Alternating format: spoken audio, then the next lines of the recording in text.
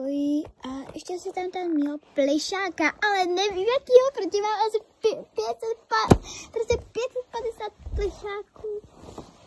Takže si to asi vyskladám. Tohle je jeden plišák, jmenuje se Luna. Ja? A tohle je plišák číslo 2.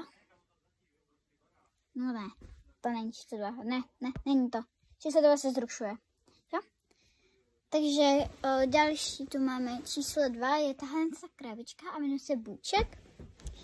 Číslo 3 je tenhle ten králík. Jo?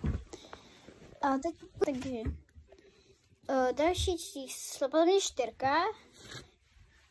je tenhle ten Sven.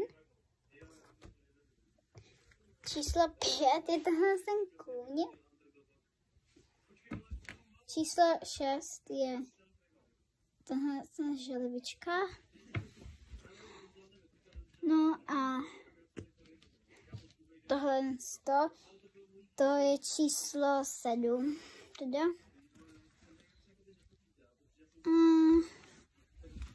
Takže počkejte, ještě tam mám jednoho plišáka. Jich to mám strašně moc.